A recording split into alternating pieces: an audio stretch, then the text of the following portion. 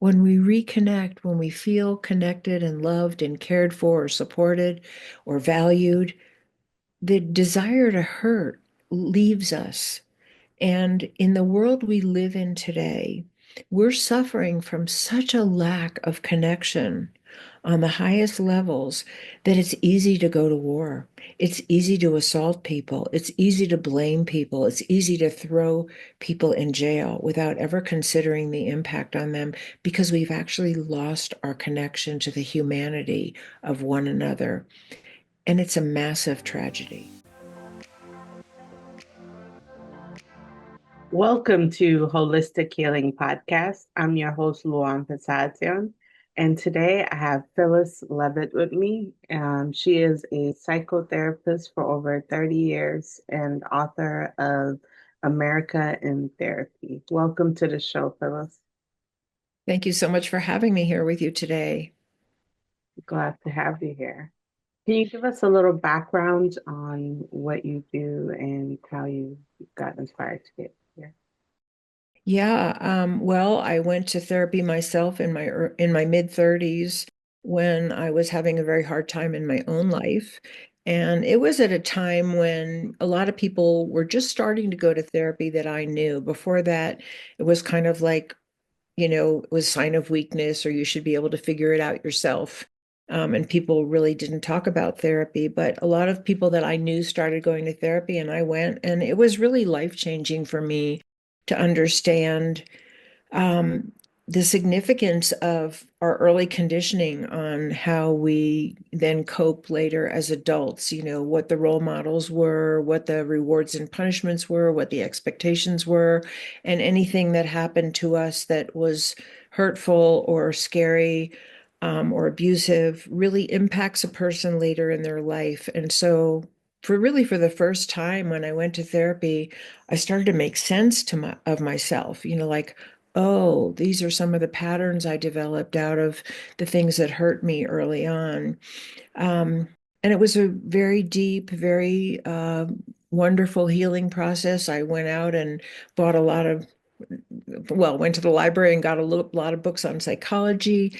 And out of that process, which was extremely healing for me, I decided to become a psychotherapist and myself. And I went back to school and I got my degree and I worked for a couple of years in a sexual abuse treatment program that was in the town that I lived in Santa Fe, New Mexico. And then I developed a private practice and I worked for years and years with individuals and couples and children and families. And I was really privy to how much abuse and neglect really goes on behind closed doors in America today. A lot of emotional abuse, a lot of neglect, a lot of just negative messages children receive about themselves, in addition to overt physical and sexual violence. And then sometimes in the larger community, bullying or not being treated well in school or in the community. And so it wasn't a far cry to realize that some of the dynamics of an unhealthy family are being played out on larger levels in school systems, in businesses, in houses of worship, in larger communities, and in our country as a whole. That some of the dynamics that we legislate and policies we enact actually hurt people. And I think that's pretty obvious today. But my contention is that if we look at America as a family, how could we heal the dysfunctional and abusive dynamics and policies and practices that are hurting so many people today, both here and around the world? How could the best psychology be applied to a national system, what I call the family of America, to help us heal our human relations and become more cooperative, more able to listen to one another, more able to factor in many points of view, and really commit to nonviolent conflict resolution, because that's really one of the hallmarks of a healthy family, among other things. That even when there's disagreement, even when there's hurt or anger or fear or distress or judgment, that people don't hurt one another. to the very best of their ability. And they really try to heal those disagreements rather than overpower each other or silence each other or ostracize each other. So I brought the principles of a healthy family, how to instill the principles and the tools of a healthy family for our country, because I think we're at such a turning point of divisiveness and escalating violence and blaming people rather than trying to help them. Mm. Yeah, that's an interesting idea. I always felt like psychologists and psychiatrists should be part of the government or judicial process. I know they use them in like courts and things like that, but more in the legislative process or conflict resolution or something like that, because at least to help people understand each other so we're not escalating it to a ridiculous proportion, like wars and things like that. How do you think we can start doing that? Well, I think the beginning is education. Like I think a lot of people really have no idea what the world of psychology has to offer a national situation.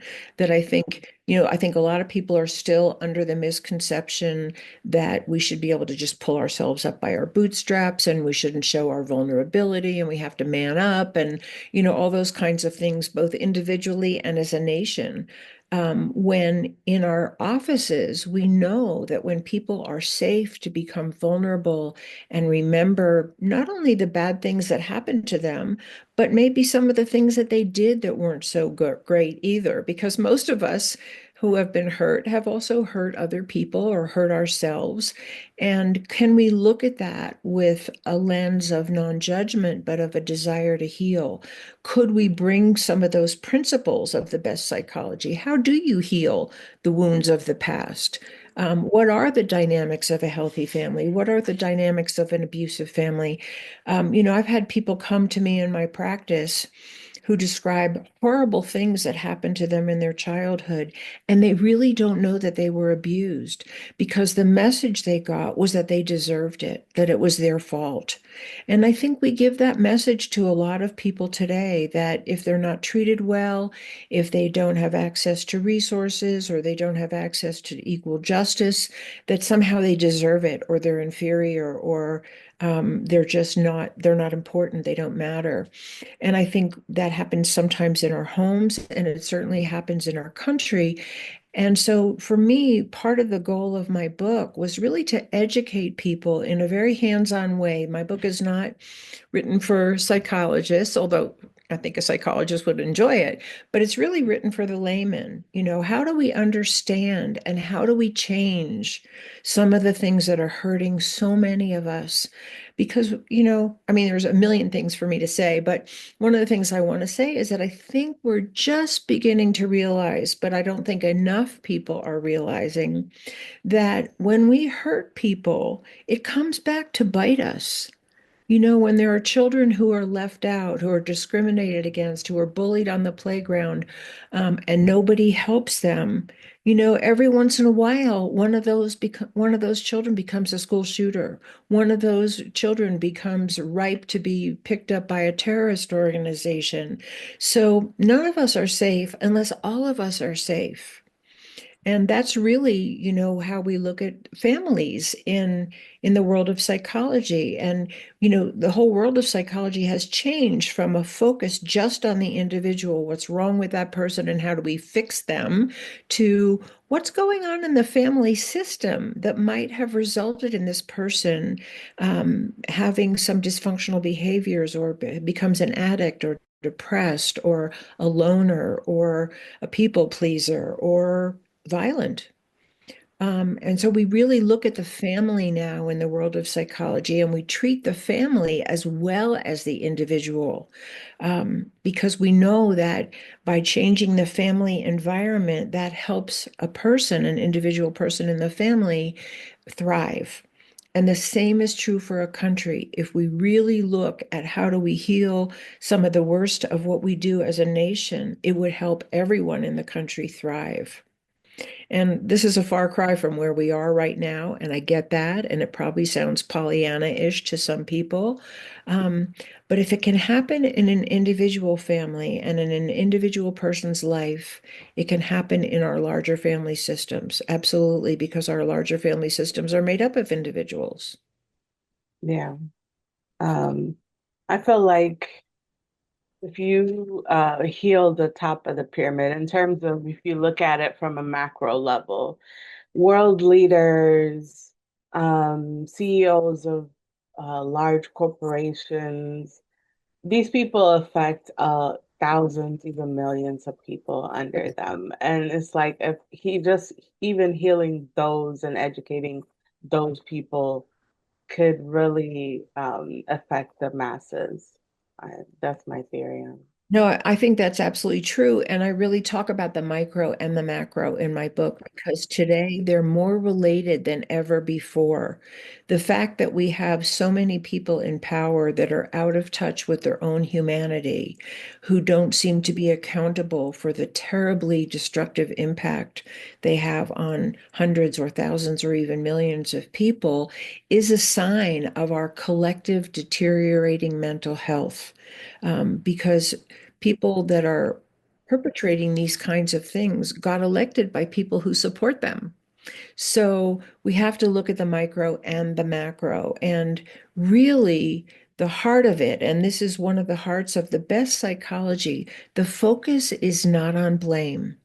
It's not on retribution. It might be on restraint if someone is really a danger to themselves or other people, but it's not on blame, shame, and retribution. And that makes psychology really different than any other of our disciplines because, in its essence, it is nonpartisan. It's about, when a couple comes to therapy, we don't sit there and go, the man's right and the woman's wrong, the woman's right and the man's wrong.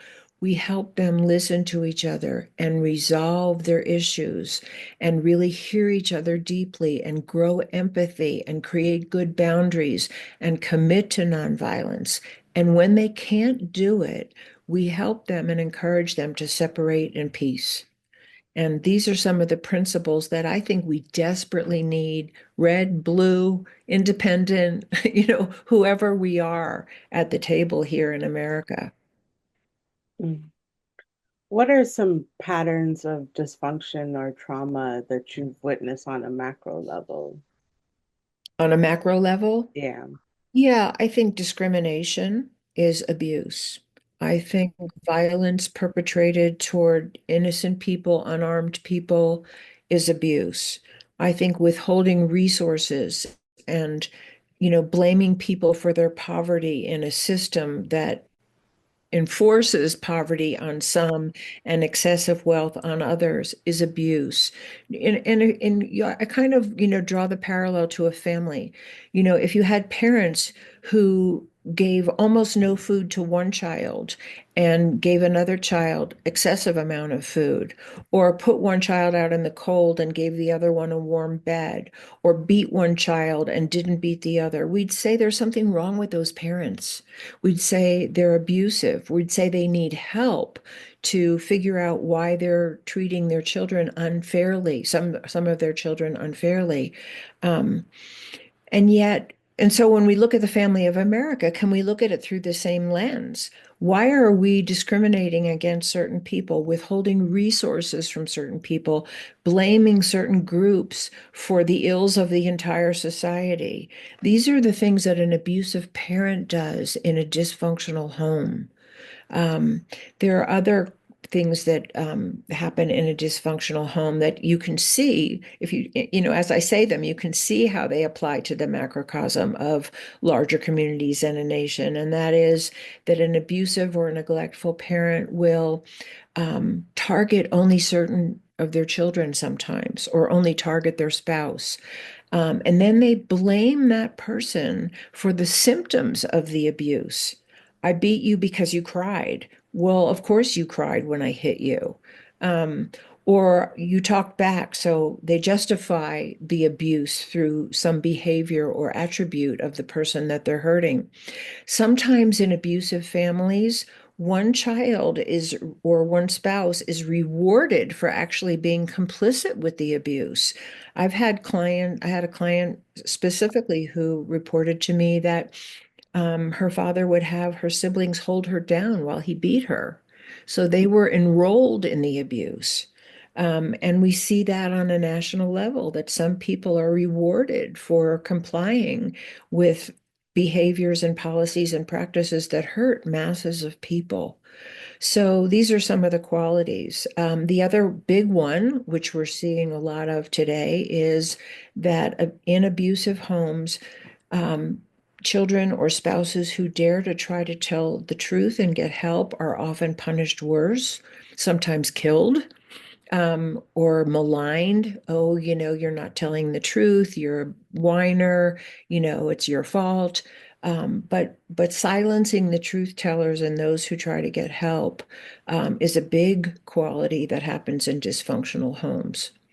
So these are some of the big ones. I talk about these all in great detail with, case history examples and things that make it really understandable to the reader what these dynamics actually are, how they play out in a nation, and most importantly, what we can do.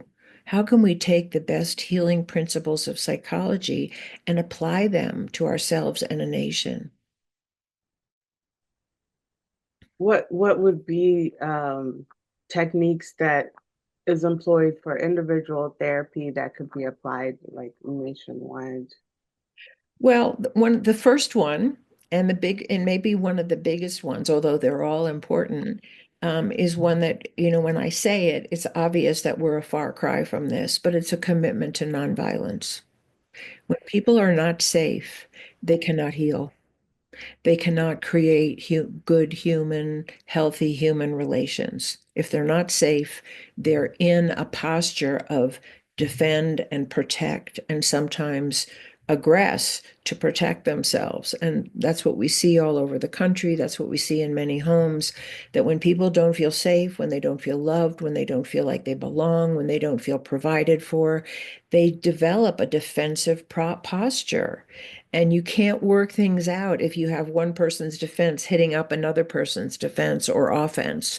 So the first thing that we really advocate is a commitment to nonviolence. And that means not just not hitting each other or slamming the door in someone's face, but nonviolent communication, which is, not blame and shame and screaming and attack or refusing to look at somebody or walking out. It's really a posture of, I'm willing to listen. I may not agree with you, and I want my turn to say my piece and be heard, but I will do my best. And we're all imperfect at this. Nobody does this perfectly because we're all human and we're all triggered and we all have our conditioning and our issues that we bring to the table of any conflict. But I will do my best to listen to you the way I want you to listen to me, because we all want to be heard. And when there's conflict, most people, and I've been this way myself, so I'm not a paragon of perfection here because none of us are. It's very hard to listen when you're hurt, when you're angry, when you're upset, when you're really triggered into your most wounded place. It's really hard to listen. And we have to remember that it's the same for the other person. It's really hard for them to listen. So, one of the things a principle that I learned from another wonderful therapist was just called the go first principle. Be the one who restrains yourself, who goes first in putting down your weapons, whether it's, verbal weapons or threats or whatever it is, and really do your best to listen.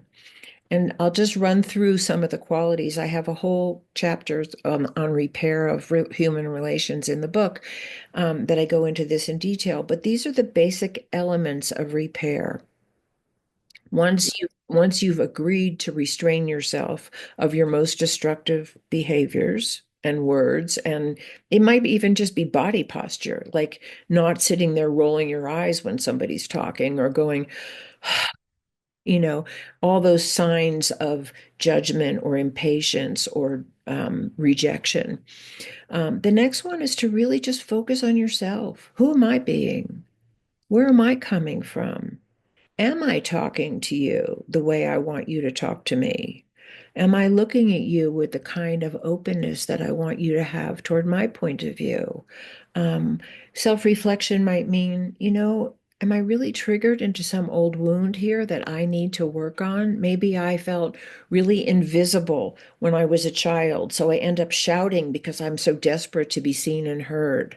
Um, Even though that might be not the best way to go about it, right? So self-reflection, rather than what usually happens in conflict, which is you, lots of finger pointing. And of course, the other person will be doing the same thing, and we don't get anywhere. Um, the next one is like, can I take responsibility for myself?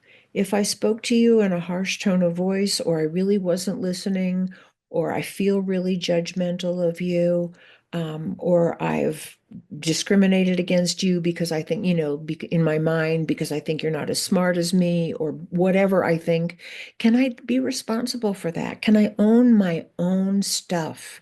Because we all really want other people to own their stuff. But what if we turn that around? Can I own my own stuff? And I can tell you, I've been in many disagreements with my husband where one of us, either me or him, will acknowledge our part in the middle of the conversation and it ends the argument. Because if I own my stuff, you're more likely to want to do the same. And that's that go first principle. Um, the next part is make amends. If I really did something, can I say I'm sorry? Can I ask you for what I need from you to make it better for me? It goes both ways. It might be an apology, it might be an action, it might be, I really have an anger issue. I'm going to go work on that with somebody. That's a way of making amends. It could be paying back a loan you didn't pay back. It could be just, I'm sorry. Tell me how that felt for you. I'm really willing to listen.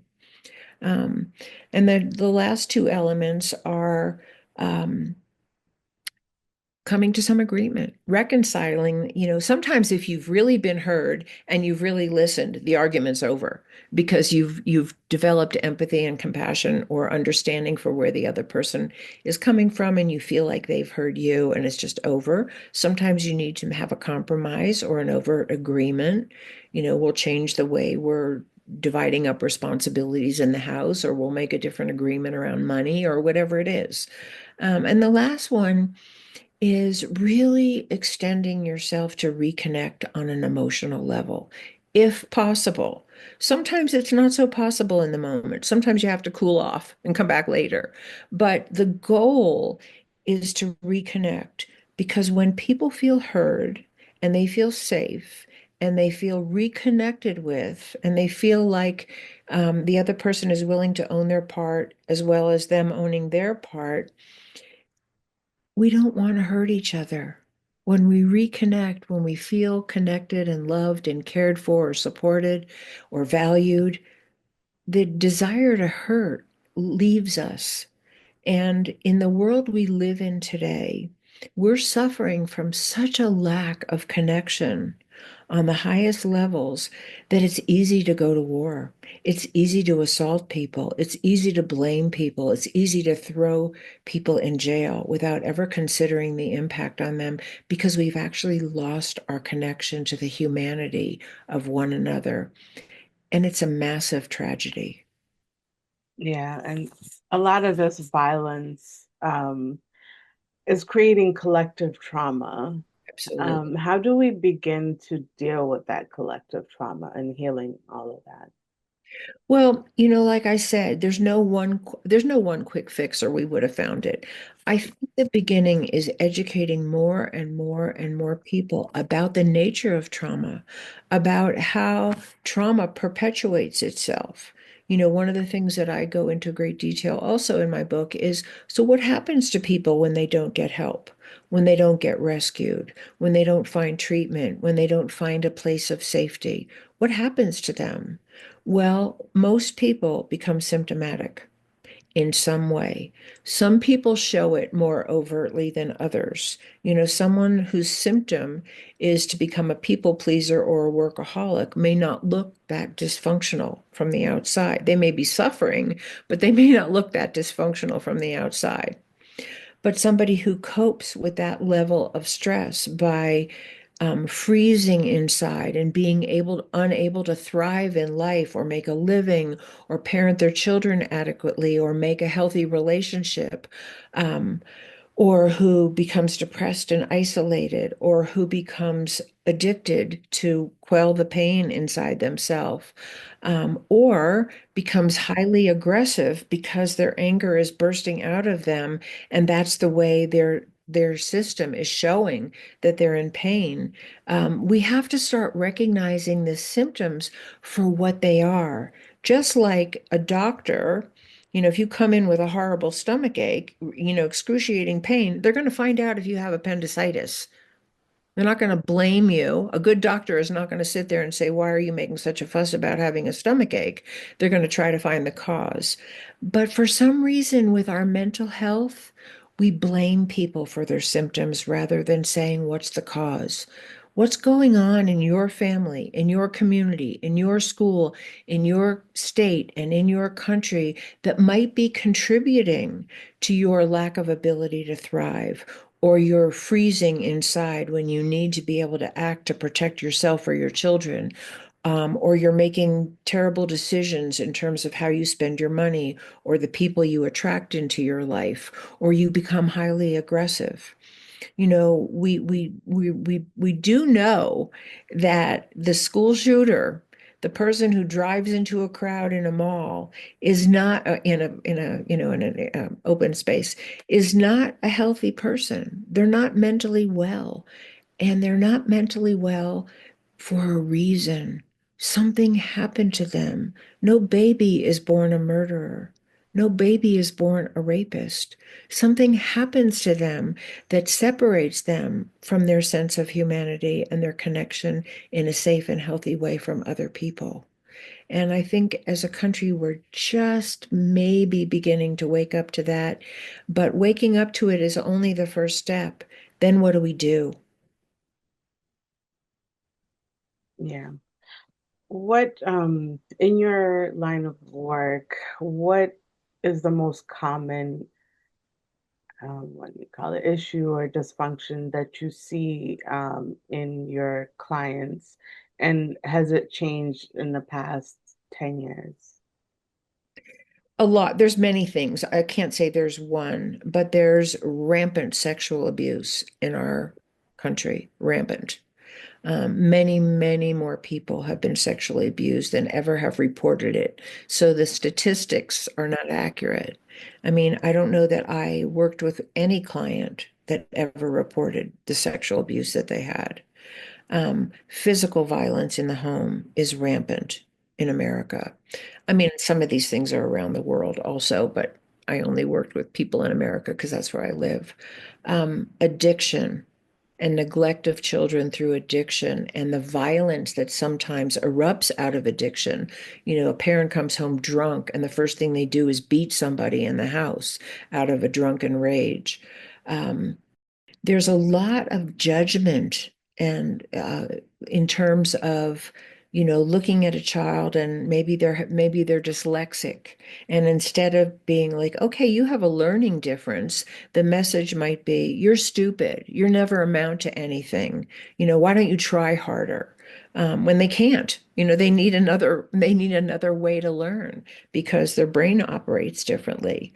um, so these are some of the really big things. And then I would say that there's definitely, and we all know people in our society who have been discriminated against out in the world for the color of their skin, for their gender, for their sexual orientation, for their religion, for their economic status. So there's a lot of negative messaging often coming from the world around us as well as within the home.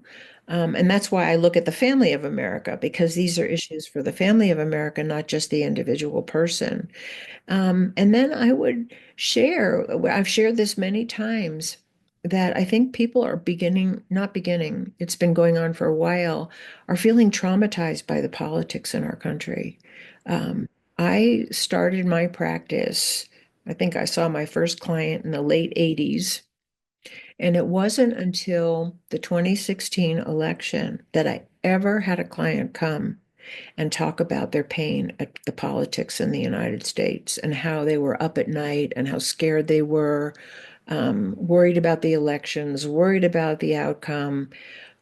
So I think that has become actually a psychological issue for many, many, many people here.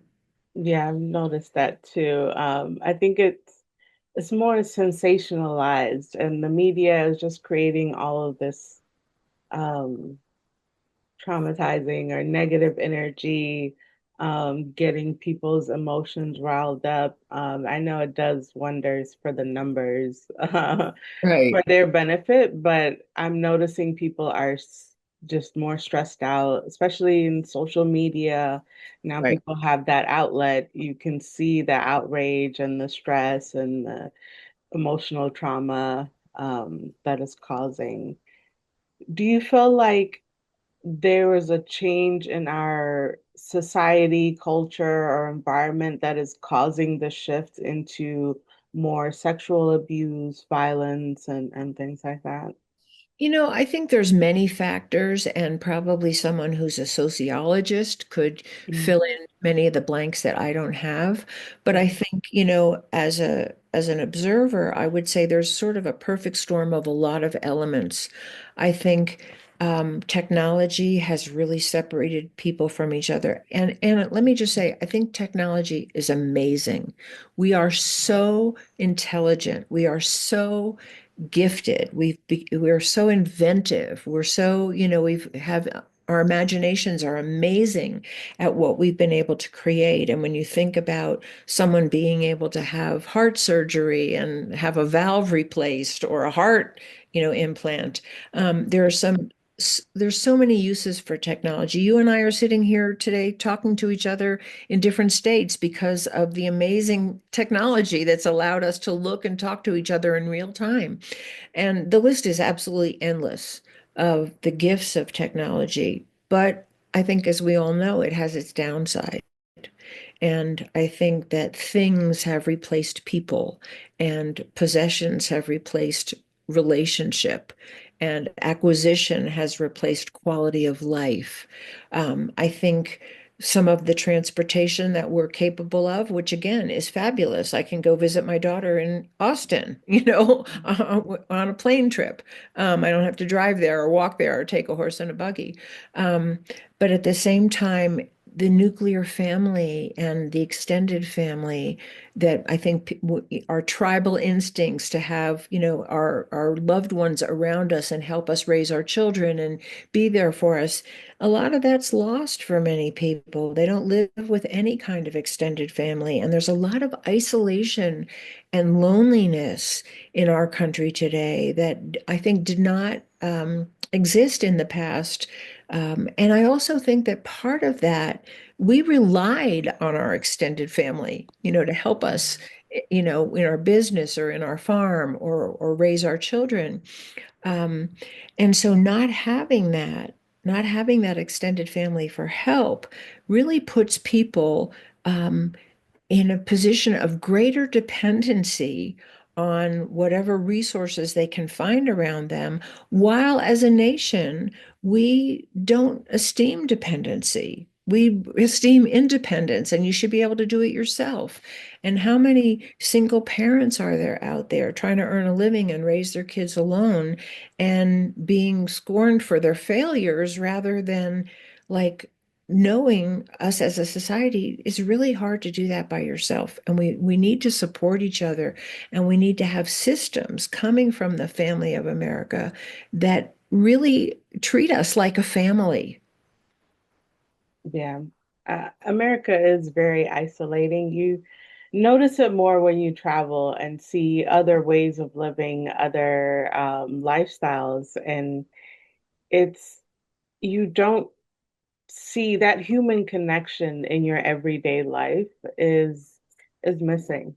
And yeah, it's very easy to notice when you travel because you in other countries you see each other more. It takes a village to raise a kid, or um, there's just more time to spend um, Yeah. just better quality of life in general. Yeah. And I am in the technology space, work-wise, but I understand the the disadvantages of it. You know, all these conveniences, even doing your grocery store is now just logging into an app and getting it delivered. So now you don't actually go to the restaurant or to the grocery store and talk to a human being or just walk by another human being and just, it's all of that is becoming so isolated. And then the whole COVID isolation thing just like escalated all of that. Um, Well, I think we're at this turning point with our technologies, and that's, all the technologies that we're talking about, like you can order your food online, or, you don't have to go out of you can even have a medical, consultation online. You don't have to see the person. yeah. Um, sometimes. But I think we're at and on the extreme end of that technological expertise is weapons of mass destruction that we've created that could just wipe us off the face of this planet. And so I think the turning point that we're at is, yes, we have this amazing intelligence. We have amazing technological abilities that are probably only going to grow. Um, can we develop the mental health within us as individuals and as a culture and as a nation and as a human race to choose what technologies are actually good for us and what are destructive? Just because we can make an atomic weapon doesn't mean we should. Just because we can make, some kind of violent, sadistic, predatory kind of movie where people are killed or raped or whatever, should we do that? Why are we doing that? Do we really want our children to be watching this stuff? Do we want to watch it? So I think we're at a choice point of what should we really be investing in terms of our intelligence and our technological abilities, for one thing, and what really is destructive that we should say no to. Well, Phyllis, this has been a lovely conversation. I appreciate you for coming on the podcast. Before we close it out, is there anything you want the listeners to take away from this? Well, I would love people to, check out my book and read it because I really, really want to extend this kind of information that I've learned over so many years of a practice and being a client myself to as many people as possible so we can begin to have a more psychologically based dialogue in this country, that we can begin to look at what heals and not just keep focusing on what hurts and who's wrong, and who's right, and really get out of that conflict and to come to the table and work things out. Um, People can see me on my website, which is my name, phyllisleavitt.com, www.phyllisleavitt.com. I have two other books that I've written, A Light in the Darkness and Into the Fire, that are more about my own healing journey. And I'm on all the social media, Facebook, LinkedIn, YouTube, Instagram. And so please check out, the things that I've shared, and feel free to contact me. You can contact me through my website. And I've just put together a book funnel that I will be advertising on my website, where you can, and through that book funnel, you can get the ebook of my book and what just recently created an audiobook. So there's lots of ways to reach me, and please feel free to do so because I'm happy to connect with anybody who wants to connect. Thank you. And for the listeners, I'll have all of that in the description. Thank you, Phyllis. Thank you. Thank you so much for having me.